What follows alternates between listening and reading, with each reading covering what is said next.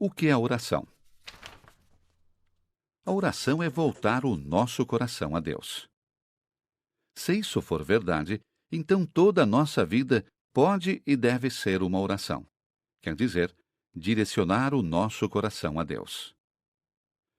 Mas porque no dia a dia rezar nem sempre é tão fácil, e primeiro isso deve ser aprendido, para nós é melhor começar reservando momentos específicos de oração. Então, poderemos recolher-nos mentalmente e voltar os nossos corações para Deus. Existem 3 tipos básicos de oração, e todos eles têm o seu lugar na nossa vida espiritual. Primeiro, existe a oração vocal. Mesmo que Deus conheça nossos corações e pensamentos mais íntimos, a oração vocal corresponde à necessidade da nossa natureza humana de expressar as coisas. Por isso que a oração vocal é uma das formas básicas de oração. Além disso, a oração vocal torna possível para os outros se incluírem. A oração não tem que ser solitária e pode ser muito bonita se feita em comunidade. Em segundo, existe a meditação. Isso tem pouco a ver com algumas práticas orientais que usam esse nome. Na oração meditativa, contemplamos imagens ou textos, por exemplo, os versículos bíblicos. Ao meditar sobre eles, eu os internalizo e eles podem moldar meu pensamento e minha vida. A oração meditativa mais famosa na Igreja Católica é o terço. Durante a oração do terço, contemplamos certos acontecimentos da vida de Jesus durante 10 Ave-Marias. Desta forma, esperamos interiorizar a vida de Jesus, esperando que isso forme e molde a nossa própria vida de acordo com o seu exemplo.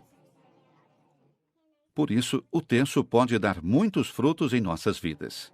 Por exemplo, quando eu medito sobre como Jesus nasceu e foi colocado numa manjedoura em Belém, eu estou observando uma real e perfeita humildade, modéstia e simplicidade. O fruto dessa oração deve ser que a modéstia, a humildade e simplicidade comece cada vez mais a moldar a minha própria vida. Isto é o que torna o terço uma grande ajuda na nossa vida espiritual. Terceiro, existe o que pode ser chamado de oração do coração. Nessa oração, o coração descansa com Deus e está em paz em sua presença. Essas são as 3 formas básicas de oração. É claro que podemos distinguir orações não só por sua forma, mas também pelo seu modo. Há, por exemplo, a oração da bênção. Em uma bênção, invocamos o poder e favor de Deus sobre nós mesmos e outras pessoas. Depois, há a adoração. Na adoração, nós reverentemente contemplamos a grandeza, a onipotência e a santidade de Deus. A postura natural da adoração é de joelhos. Através disso, expressamos uma simples verdade: Deus é grande e eu sou pequeno.